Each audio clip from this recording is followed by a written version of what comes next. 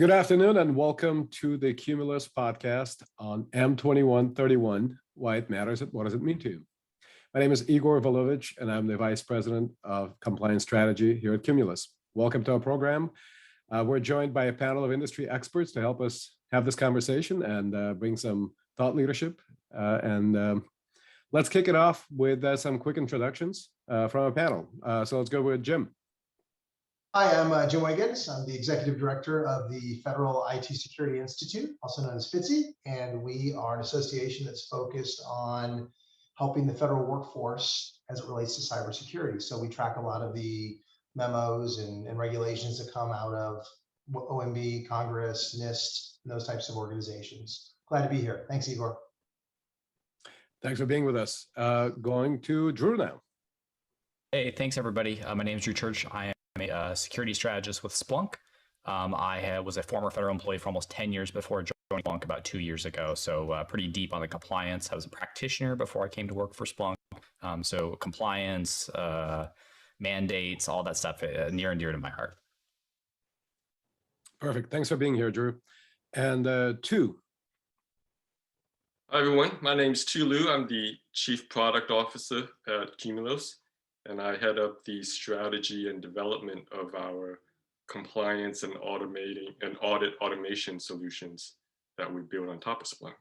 So we're really happy to be here to talk about M-21-31 and the impacts and how we can help. Perfect. Thanks for being with us, too. Thanks for bringing your expertise to the mix. So as we all know, OMB M-21-31 was released as part of the Executive Order 14028 back in May of this year. And so the goal is to improve the nation's cybersecurity by outlining a set of measures designed to improve the security of federal networks, assets, and supply chains, and better identify and respond to cybersecurity incidents, and to set easily measurable compliance and effectiveness standards for agency risk management programs.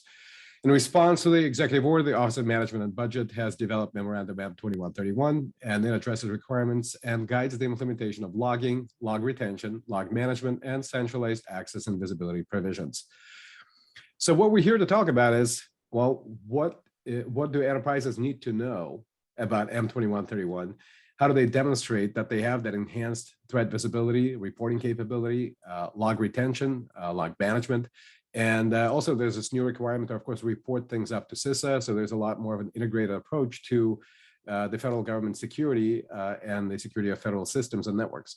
So what are your thoughts on what the enterprises need to know, and what are some of these expanded requirements that the enterprises are going to have to deal with right away? So let's start with Jim. So I think that one of the biggest challenges that agencies out there are going to run into when they look at M-21-31 is trying to figure out where they're currently at. M-21-31 has a multi-tier maturity model, right? That says you could be at one of about 4 different levels. So I think one of the challenges they're going to run into right off the bat is, okay, where are we? Because that's going to then drive ultimately what our response strategy would need to be at. Understood. Drew, what are your thoughts on that? Definitely agree with what Jim said. Those challenges are about understanding where they are. I think that's like so true. I talked to a lot of customers right after the memo released, very concerned with that very specific topic. Say one of the things I did hear both from large and small agencies across the government was really about not having enough resources. The whole conversation about collecting, analyzing, logging, reporting, everything inside the memo really does speak to the number of people that need to get this job done. A large federal agency I talked to did say if they had double the people, they still wouldn't have been able to meet EL1 in 2 years, well after the deadline for EL1. And so when we think about the mandate being all about data and actually having to do something with the data, which I think we should talk about at some point, is like, it's different than what we usually see about checkbox compliance, right? Like, hey, do you have this? Do you not do this? But when you actually decompose some of the requirements inside the memo, I found it very interesting that there's a requirement to actually do some of this, do things with the data. So those are I'd say the 2 biggest things I heard. Right. Yeah, I couldn't agree more. We're talking about not just collecting, but actually doing something. And I think that is the transition that we're seeing. Of course, the previous executive orders kind of focused on the external perimeter, and now we're seeing this focus on the interior of these systems, and also the recognition of the fact that Well, what defines a system, what defines a network, that has shifted. And of course, COVID-19 and the response to the pandemic has accelerated a lot of that adoption within the cloud environments. And so now you've got all these hybrid environments, you've got the proliferation of data kind of across all these different spaces. And there is a huge need to encompass, to embrace all of those environments into our visibility of risk and controls posture, and also our ability to respond to events as they happen in kind of real time. So to you, sir, I think the question is, how do we ensure that we have that data available and that we're collecting it with integrity, that we have credibility in the decisions that we make, that we're properly informing these decisions with data? Yeah, I think just to add on to the points that Jim and Drew made, I think those are really good points. Right? One of the challenges, or one of the many challenges agencies will face is really understanding where they're at. But I'll say they're probably already collecting a lot of this data. Right? It's really foundational, fundamental stuff. But they're probably all doing it disparately, within different systems, different organizations. So cohesively, collectively across the enterprise, where are they at? Right? That's where there's a lack of understanding and visibility, right? And that's where solutions like Splunk and our solutions can help, right? Is to collect all of that data, contextualize it, and then showing where you are at within the context of your systems or your accreditation boundaries, and then really also within the context of your organizations, and showing you, okay, within this particular accreditation boundary, these are the types of data sets that we collect, and here's where we're at. So we can help with that, and I'm pretty excited actually to see this mandate being out there, because it really validates kind of the vision we've been going towards, the concept of using your technical data, your log data, and using it to address your compliance needs, providing that real-time visibility, that continuous assessment, holy grail that people have been talking about. Right? So it validates what we've been trying to do, and it will also help once we go into customer environments with this mandate being there. It's going to guarantee sort of some baseline set of data that we will have available to work with. So it's actually kind of pretty exciting from our perspective that this mandate is out there, so that we can guarantee a consistent set of data that will be available to be used for all these different compliance use cases and mandates. Yeah, I think that makes a lot of sense. Sorry, Igor. Go ahead, please. Drew, go ahead. I was going to say, one of the things that it does excite me, right, when you talk about like that common data platform, that common data structure, right, that enables the outcomes that the memo is trying to achieve. It enables the objectives that people leverage both Qmulos and Splunk for. Well, Qmulos and Splunk, I would say. But it also enables the threat hunting, right? So the side of turning it past the compliance. When we talk to compliance people, they love talking compliance over and over again. And we all agree that's super important, top to bottom, right? Like, are we compliant? Are we not compliant? But then the point of the memo, and I think what really kicked all this off with, when we look at, we're almost at the 1 year anniversary of SolarWinds, kind of this cyber awakening, right? It's, can the federal agencies, can the parties affected by this actually protect themselves? And if they don't have the people, can they bring it up to a higher level? Can CISA, can the FBI, can law enforcement get involved and actually start helping solve these problems? So it's exciting for both meeting compliance mandates. I think it's also super exciting for the security operations teams. Hey, Igor, can I jump in there for a second? Yeah, please, Jim, please. So hey, Drew, so you brought up a really interesting point. So is it then safe to say that, I'm not trying to act as the interview here, but I'm just, a thought came to my mind. Really what the memo then does is starts to kind of normalize the types of data that federal agencies should be collecting.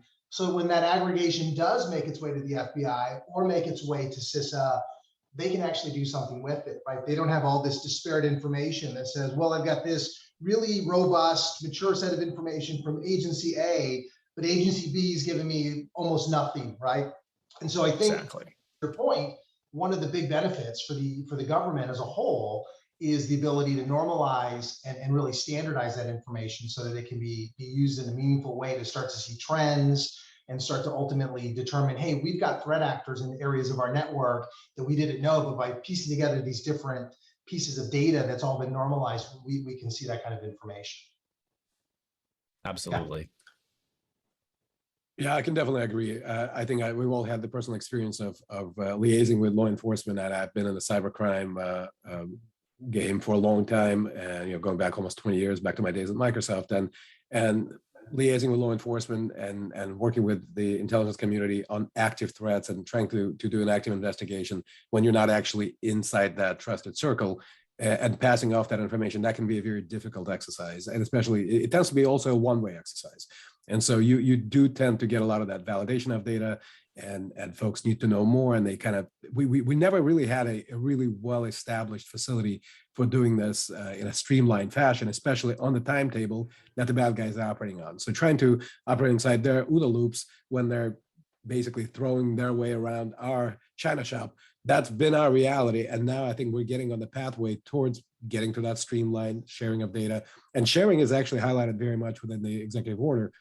It's about sharing, it's about collaboration, it's about being able to operate on that same time scale. So I think that's an important level of progress that we're charting out.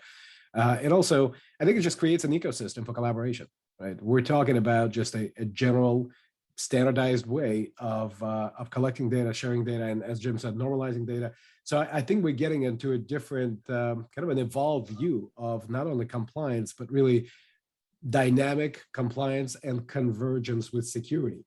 Right, so it's real-time compliance, which almost becomes just security, right? We're talking about operational security, operationalized security type of capability, where the same data can drive two different sets of use cases. And in reality, they should have never been siloed in the first place. Security and compliance should have been together, right?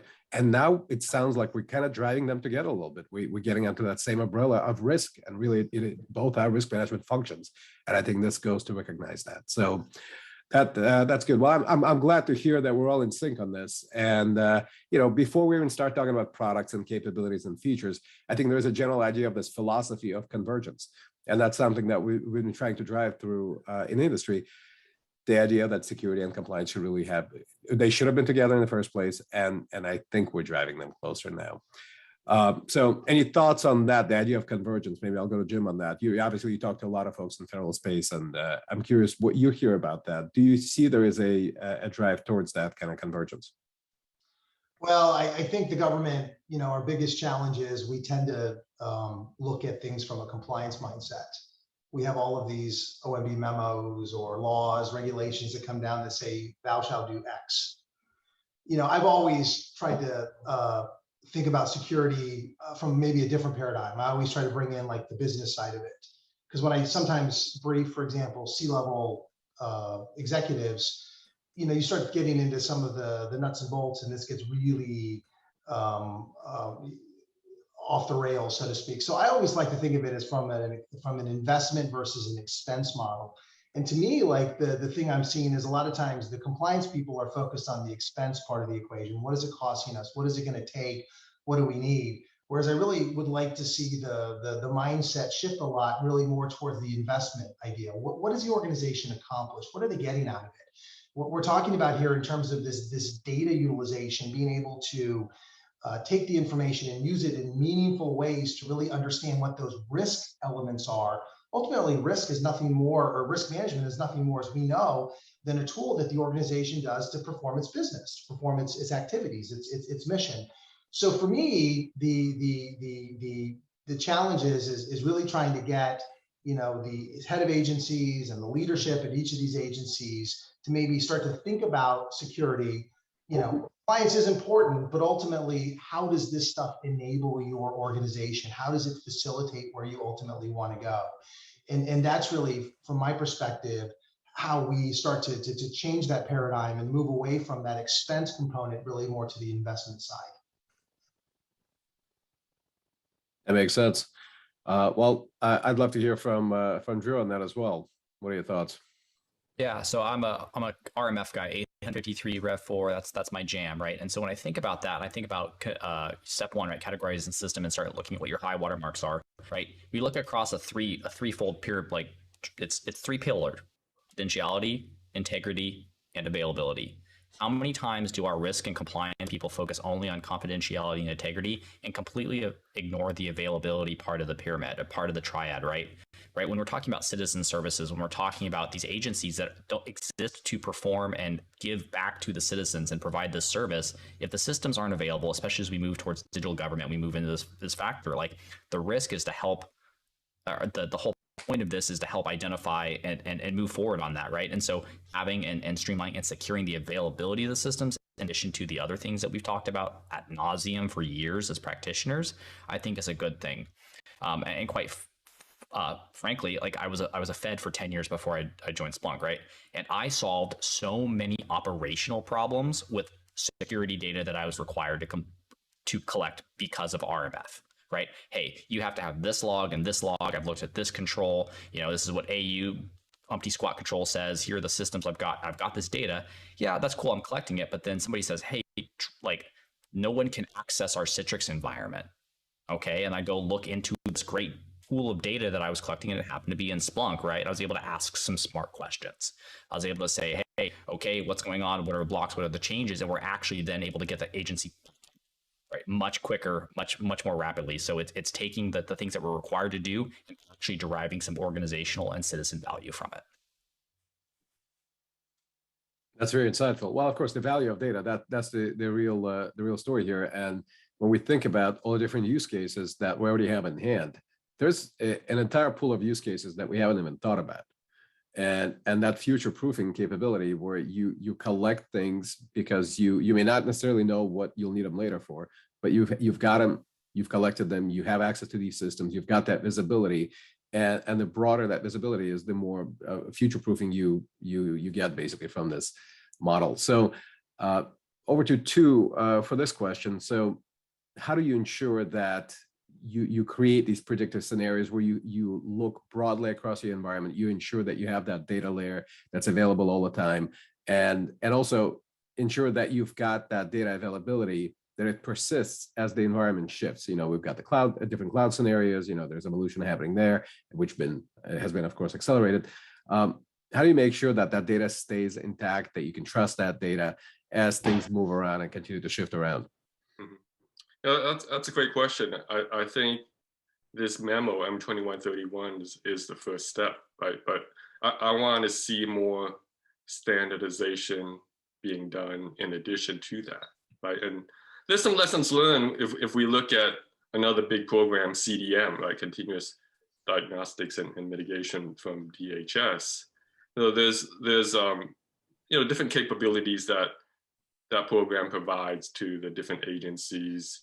And out of that, you get some common data sets, right? And Splunk sort of become the de facto integration layer for that CDM program, right? But I think some of the lessons learned is you're going to need to do a little more standardization for all of that data to come together so that you can report consistently and effectively and accurately across all of your different enterprises and agencies and bringing that together, right? So, the things we've learned, we've seen is, okay, yeah, you can mandate that people collect the same set of data, which is what M-21-31 does. But on top of that, we should have some standard schemas, definition models for each of these data sets, right? Good example is Splunk's Common Information Model, and we've got a derivative of that, the Compliance Information Model, which extends that to support some additional compliance use cases. But you're going to need that level of standardization if you really want to consistently and accurately take action on this collected data set, right? Just telling people, hey, you got to collect these kinds of data from these different sources, you're not going to be able to act on that in a consistent and effective manner until there's kind of some more standardization done on top of that. So I think that's that's the memo itself is a good step one. I'd like to see after that some additional standardization coming down from the government. Maybe NIST has a play in this, defining some standards around best ways for representation of this data set that people are mandated to collect. Obviously we would like it to be some sort of Splunk data model. Doesn't have to be the case. It could be a little bit more agnostic, but something along those lines, right? And that would make it very easy for the industry and the different agencies to build solutions on top of that, to really truly take action on top of that. And that will also, provide that abstraction layer. So as your technologies evolve, as your solutions evolve, you've got that common set to work from, and really abstracting away the technology specific. So if you're moving from one cloud provider to another, so forth. So that's sort of the next step I'd like to see to really make this vision happen. I couldn't agree with you more. I think what we're also seeing is there's an effort to standardize the response efforts as well. CISA is about to publish. I think they're publishing right now some of the run books for incident response.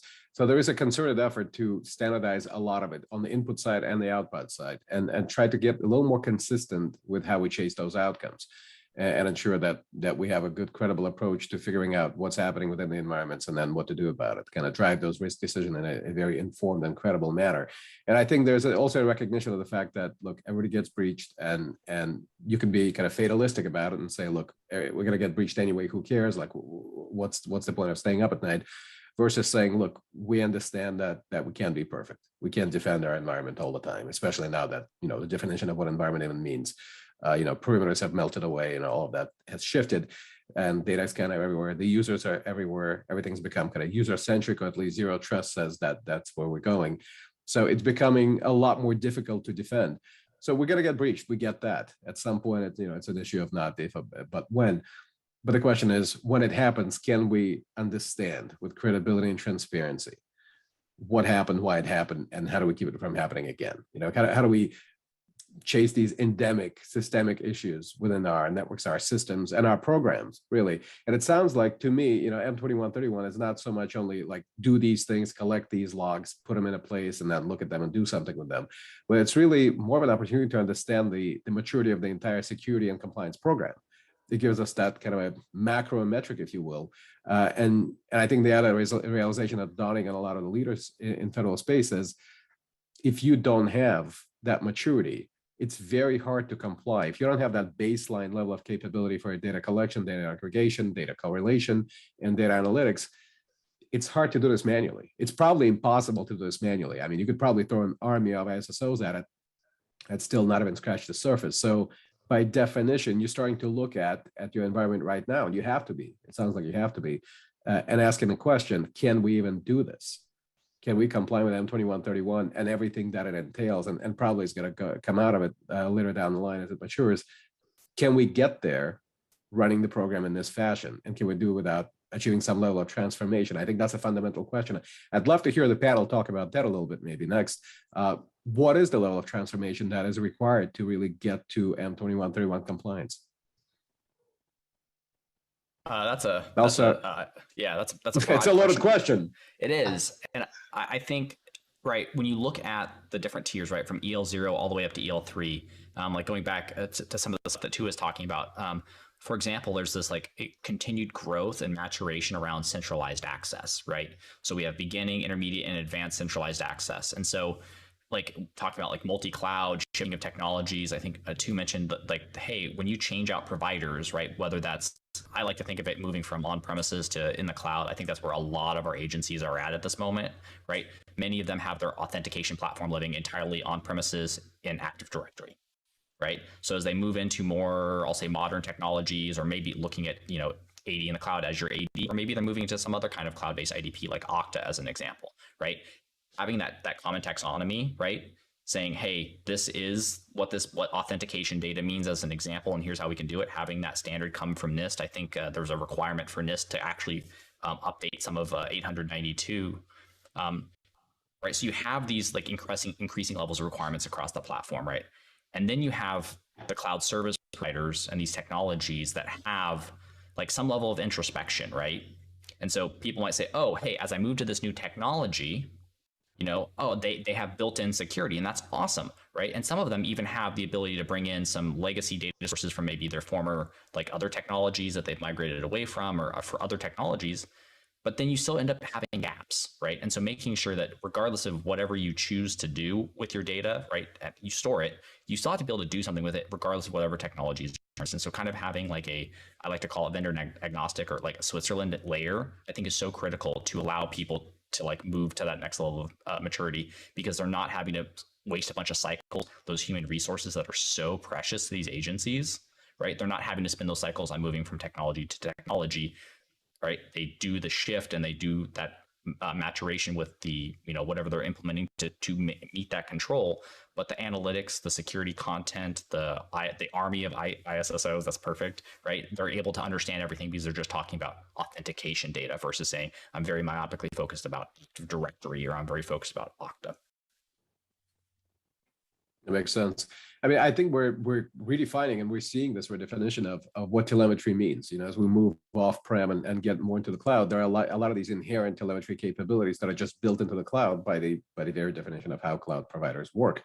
And so you become aware of these scenarios where you can basically just turn on one big data pipe, or just avail yourself of the features that are already inherent in the cloud platform. The question there becomes, how do you integrate that data flow with the existing data flow that you might still have on-prem, or you might have these legacy models that you have to still continue to accommodate for a variety of reasons. And depending on the agency, we might have things going back 30, 40 years.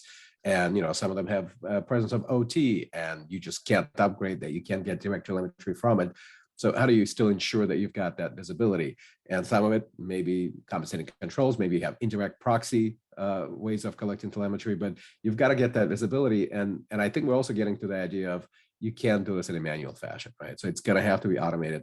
So there's got to be some level of transformation that's going to have to happen. And maybe that is the real purpose of M-21-31, really raise kind of that level, the threshold of maturity across, not just from a logging perspective, but just a general risk awareness and visibility perspective across all agencies within the federal government, and upgrade our ability to defend ourselves, and also know when we've reached a certain level of vulnerability across the space. So I wanted to ask Jim about this too. What are your thoughts on this? And do you think that agencies are ready for the level of transformation that this will require? I think that the automation is going to be a key piece of this, right? I mean, at the end of the day, what you talked about with CDM is a good, in many ways, kind of a case study to look at relative to it, and the challenges that program has endured trying to deploy enterprise visibility across the federal government. And I've had quite a bit of experience with the CDM program, having worked at CISA for many years and providing some support to CDM. And I saw a lot of the challenges that they ran into relative to some of the things that we're talking about. That would be, my thinking would be, a CDM could be a good kind of model to look at in terms of what issues did they run into, and ultimately how did they address them, and then use that to try to make sure that we don't repeat history again, so to speak. Because in many ways, what we're discussing is a very similar constructural model, right? Where we're going to be taking lots of information across the federal government and potentially, maybe in some cases, feeding it to CDM or other systems, and being able to run analysis against it to be able to use it in a meaningful way. So that would be my suggestion for agencies out there, would to maybe get with their CDM PMO, contact at their agency, try to learn from them what's worked, what hasn't worked, because we don't want to have to reinvent the wheel. That makes sense. I mean, leverage what we've already learned. I mean, there's been a lot of transition and transformation already just to get here to where we are. And now it's time to take that next leap forward. And that's what M-21-31 largely represents. But definitely, we're not trying to throw anything out. We're trying to build up on what exists. And of course, a lot of these data layers already exist. A lot of those data connections already exist. So it's a matter of, upgrading, creating more visibility and enhancing it and maturing it, and also maturing the way that we process that data and derive real value out of it. So I'm curious if Drew wants to weigh in on the question of, how do agencies approach this? How do they start this conversation within their environments? And what's the first couple of steps that they can take by trying to take an assessment of where they stand today What is the maturity within the logging architecture? What are the data flows? How do they map them? And is there a consistent model for doing it as they prepare to comply with M-21-31? I think it's a great question. It's a broad answer as well. I think when we kind of look at what's already happened with the mandate so far, right? There was that initial scramble to get the answer back to OMB within the deadline. Right? We've already passed that point, and so they have a response. And I think the first thing here, honestly, has to be a look at what you just responded to. How accurate was that? How good was that assessment? You were under very tight timelines, and you probably got something out the door, and it's probably close, but it's not 100% accurate. So I take a look at that now that you have a little bit more time, a little bit more breathing, and say, hey, here's maybe where I over assessed my accuracy here. Like, hey, I've got firewall data, but then you go and look and say, actually, I've only got 3 of the 15 firewalls, right? Like I just said, yep, there is this firewall. I said, yep, I have firewall data. And so I worked with a kind of a cross-functional team inside of Splunk right after the mandate came out to try and work on building some content around helping customers like figure out, hey, are we good or are we not? And that was like the first thing I had to talk to every customer about, right? Was, hey, I can help you say, yes, you have firewall data or you don't, or you have Active Directory data or you don't, or you have web proxy or you don't.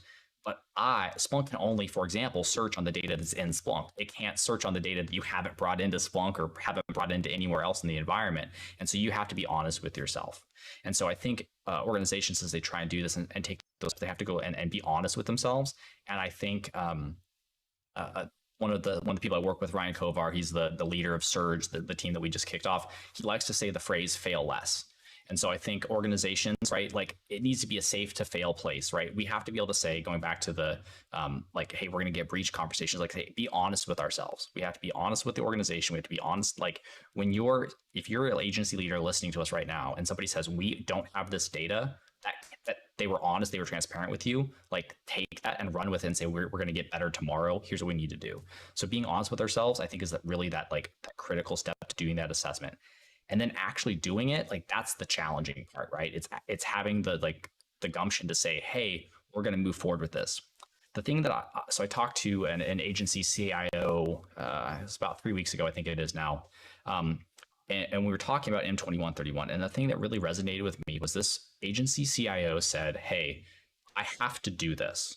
Since I have to do this, you know what I'm going to do is I'm going to come up with an entire data governance strategy that encompasses across the entire organization. I want to say, here's what I'm going to be collecting from an IT operations, from my developers. He was literally saying, hey, what about our CI/CD pipelines? We're talking about actually how we're developing our digital government. We're talking about traditional security data sources. And he's even talking about kind of the traditional BI systems, right? Saying, hey, let's bring that together because I want to take this effort. I'm being told I have to do this so I can spend cycles on it. I want to do it correctly and I want to have a holistic picture, right? So it's more than just compliance. And so I would recommend that other agencies take that same approach and say, hey, we have to do this. Let's make the best of it versus just doing the bare minimum. That makes sense. I'm curious if Tu can weigh in on this question as well. Same question to you, right? Yeah, I love the concept that Drew just brought up. I think that's critical to essentially have like an enterprise data strategy around your cybersecurity and other IT network, NetOps related data. I think that's to really get value out of this memorandum. I think that's what's needed to really standardize things to the point where you can actively, effectively take advantage of it. So I like that concept. Just to get into some of the technical aspects a bit. What I'd love to see, and I think it's doable, as I've been poring over the requirements, and I look at some of the things they list out as what you have to collect, especially from the different OS platforms, right? Those are a lot of the types of things we recommend to our customers to set up in their Windows auditing GPO policies, right? Or their Linux audit rule sets to collect this type of data. And I think it would be great, and I think this is doable, to actually have something like this across all of the different data sources that they listed, right? Some standard technical specification that allows you to specify your audit rules, essentially. The audit rules you need to apply to your firewalls, the audit rules you need to apply to your switches, the audit rules you need to apply even to your mainframes, right? So taking this PDF policy, translating that into a technical set of audit rules that get applied to the different platforms, and that data gets collected and reported back into a central platform like a Splunk or some other SIM solution with, all of the technologies available, infrastructure as code. That's all entirely doable, feasible today. We're doing that with the different OS platforms. Right? That's doable, extendable, extensible to these other platforms as well. So I think,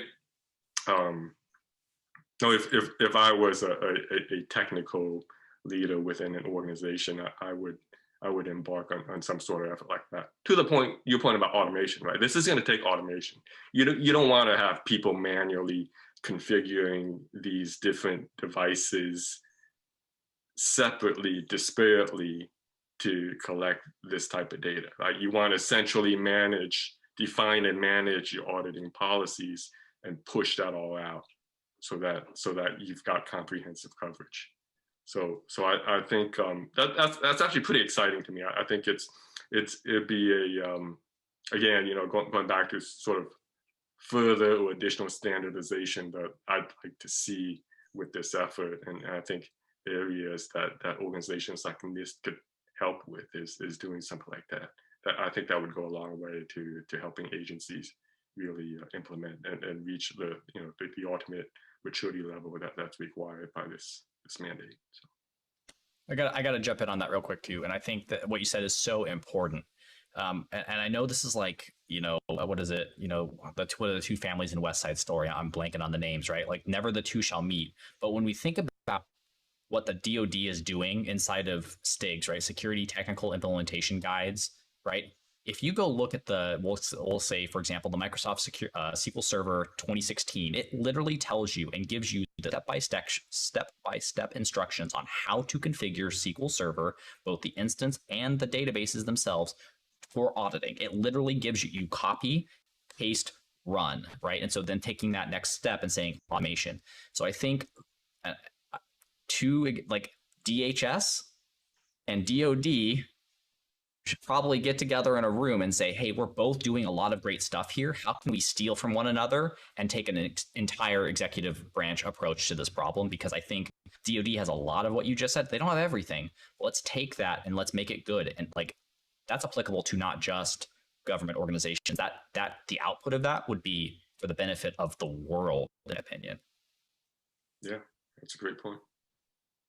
Yeah, I definitely agree with that. And I think there's also this idea of kind of redefining what it means to have security telemetry. And I really like what you guys have said about kind of the general data strategy, right? An all-encompassing, truly enterprise scale data-centric security strategy, right? Figuring out what telemetry actually means, figuring out what we can collect, what we should be collecting, kind of defining what is possible, what is collectible, and putting our arms around what is actually collectible right now, and then trying to fill that gap between what we can collect and what we are collecting. And also understand, is it an automation issue? Is it a data flow issue? Is it an organizational issue? And a lot of these, I personally have found out to be sometimes organizational or cultural issues. Somebody just doesn't want to give their data over because they don't want that transparency. They don't want that visibility. And, they'd rather not know and kind of claim plausible deniability because, well, if we don't see risk, then we don't have to do anything about it. So there's a lot of things that you start to expose when you apply that model and you try to understand why we're not seeing things that we should be seeing, or what is the actual fog of war that's obscuring our visibility to risk across this environment. And I think these are very broad organizational level questions that should be asked. And now, of course, we have the model of the data model that's implemented through our platforms. That is how you implement this, right? This is how you actually execute. But the bigger questions are, they're really going to strategy. Do you want to know more about your environment? Do you want to know how to get there? And I think M-21-31 sort of provides that scaffolding, that framing of how to get there. But really the broader questions are, how do you think about security? How do you think about security telemetry? How do you think about data-centric security, right? And how much do you want to know credibly about where your environment stands today and how much do you want to improve that posture? I think these are kind of these fundamental philosophical questions of how do you run your business? How do you run a secure business? And how do you not bolt on security as an adjunct function, but really embed it across all the functions and make it a dimension of every function within your operational environment. So it is a small semantic difference, but it is a big mental shift, right? And that transformation that we're talking about is sort of inherent in that idea. And of course, data drives those decisions, and you gotta get to that data, and you gotta get that data out, you gotta get that to mean something to you. And I think that analytic layer, being able to rely on a lot of automation and maybe some of that AI and ML capability that's inherent in things like Splunk and Qmulos, you start to shift towards those kinds of automated workloads as much as you can, and you start to recognize that there is an inherent workforce limitation, not just from a bandwidth perspective, but simply the fact that humans make mistakes. And the more humans that you have, the more mistakes they make. And it's not to say, look, the ISOs that we have in place are not doing a great job. They're doing the best they can with the data that they've got. But there's a lack of consistency that we know kind of exists across that space. What I've come to kind of define this as a dark pool of risk that might be existing across all enterprise environments, not just federal, but commercial especially, where we don't have that consistent model for making decisions about pass and fail of controls, that we have the multitude of frameworks, and they make things very complicated, that we might be collecting and duplicating and triplicating data collection efforts because we're trying to comply with too many things and not recognizing there's an inherent overlap and, kind of collect once, comply many, being the definitive model that we employ through these tools.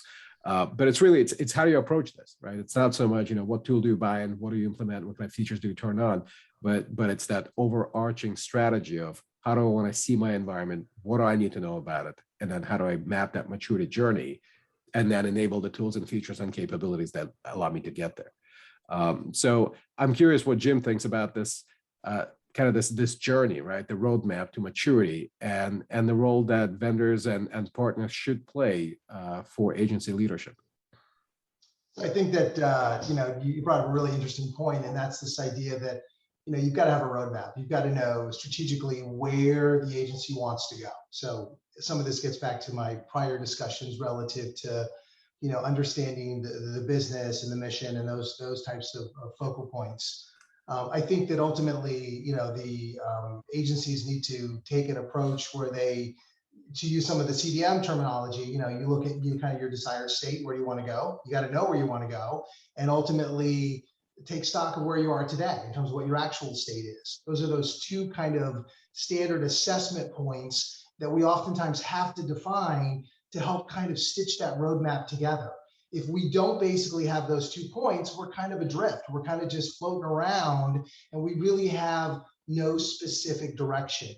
So, what I think relative to your question is that, contractors and customers, if you will, that are going to provide value to the government can start to think about how can they add value by, maybe providing those kinds of services, those kinds of capabilities, not only from a strategic direction perspective, but also ultimately starting to, okay, we know where we're at today. We know where we fit within the EL levels of maturity.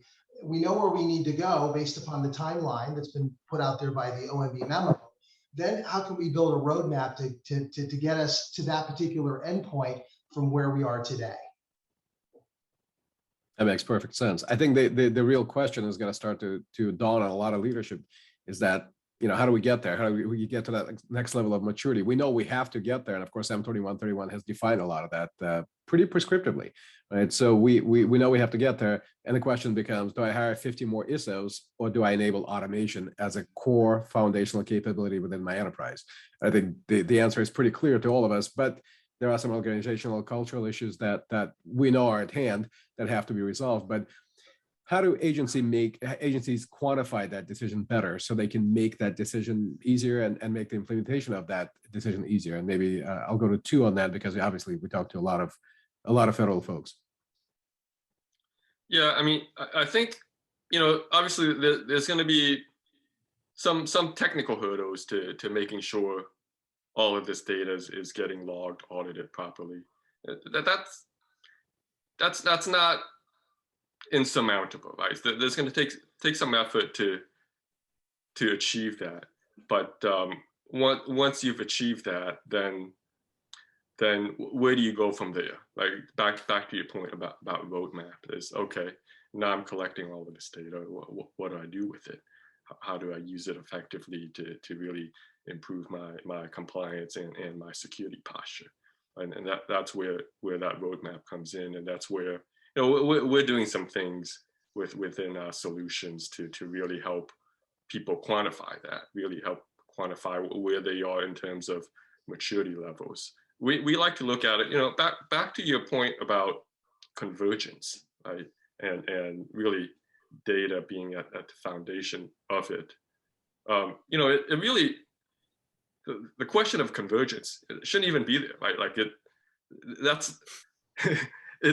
it's two sides of the same coin, right? Like there's no question that stuff should be converged. And really at that foundation, it is the data. It's the same data, whether you're using it from a compliance use case perspective, a security use case, a threat hunting use case, it's that same data set. So having this mandate out there, putting that foundational layer, to making sure you have that data, that common foundational data that you need. And then it's putting different lenses to that data. That's kind of how we look at our solution, our approach to things. Like looking at your data you're collecting in the Splunk, and we put the compliance lens on it. And then we give you a framework to help you measure and quantify where you're at currently and where you want to go. Obviously we're very compliance focused, so that's all around the different frameworks and OMF steps and so forth. But that same approach could be leveraged for other types of use cases as well. And we're building other frameworks to really generalize the solution set to support these other types of use cases. So it's really, quantifying where you're at, setting out the next target levels, the desired states, and then how do you get there from here, measuring, where your gaps are and how do you get to that next level. So we're doing a lot of things within our solutions, not to make this a commercial for our products, but there's some workflow capabilities, some framework capabilities we're putting together to help people kind of measure where they're at, to establish the next levels and figure out what are the gaps to get there. So that's perfect. And if I were to tie that together with what Drew was saying before, and Jim as well, I think we're talking about really a strategic realignment. And that's what M-21-31, to me at least, represents. And I think once you become a lot more strategic about your data architecture within your security and compliance page, which we have already said, it's probably the same kind of data, right? At least there's a lot of overlap that we recognize. So that convergence, as we said, is built in. And so once you become more strategically minded about that converged vision, you also get opportunities to become, well, opportunistic, right? Because these data use cases will come up. Once you have the data, you have opportunities. And I think driving to that, of course, M-21-31, now it's kind of the shiny beacon, the guiding light for a lot of these efforts. And it gives us a lot of that structure, a lot of that consistency in how we approach that conversation within the agencies. And also helps us drive those conversations as we approach them with our solutions. But also, there's a kind of a larger conversation about once you have this capability in place, no matter what comes around the corner, you're ready. Or you're at least a lot more ready than you would have been if you just had disparate solutions all over the place, trying to comply with different things or do different use cases individually. This is a model for doing things holistically. This is that true 360 visibility model. And you may not get to that full 360 view, but at least you have a way to get there. And I think that's one of the big messages I'd love to leave our audience with.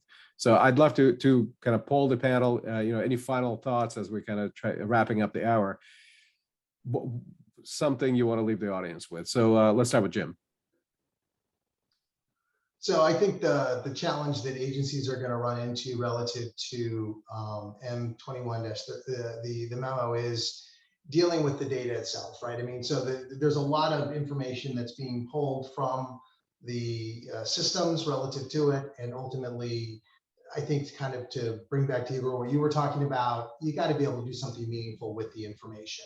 Collecting data just for the sake of collecting, data is kind of worthless at the end of the day. You've got to be able to make decisions, and those decisions, getting back to what Drew said, if you go back to the RMF, have to elevate up to the tier 1 level, right, where the decision makers can ultimately do something with it that's meaningful for the organization or for the mission.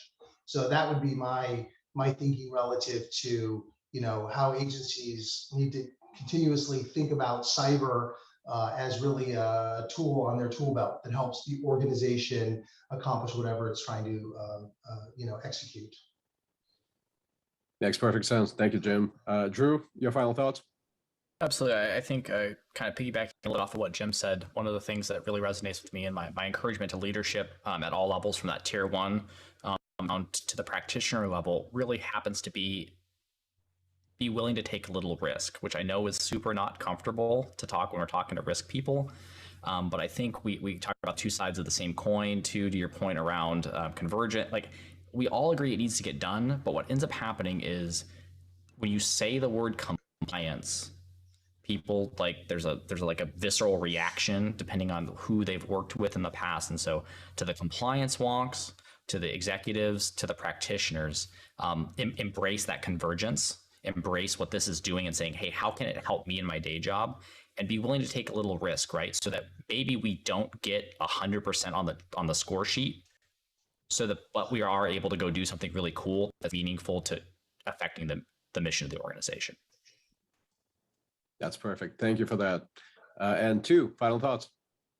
Yeah, I think it's exciting. I think, obviously this is going to be a little bit of upfront pain, but as you mentioned, to your point, like, once you've got all of this collected and normalized, that's going to open up the possibilities, the opportunities. I mean, that's going to streamline every future use case you want to implement on top of that security data. So yeah, I think it's going to be a little painful in the short term, but it's going to be well worth the investment, the amount of visibility you can get into your entire enterprise, the actionable things you can do on top of that. That's pretty exciting stuff. So. Very cool. Well, I want to thank our panel for joining us. I want to thank our audience for being with us for this hour. And again, this was Qmulos M-21-31, what it is, what it means to you, and why it matters. We'll see you again soon. Thanks very much.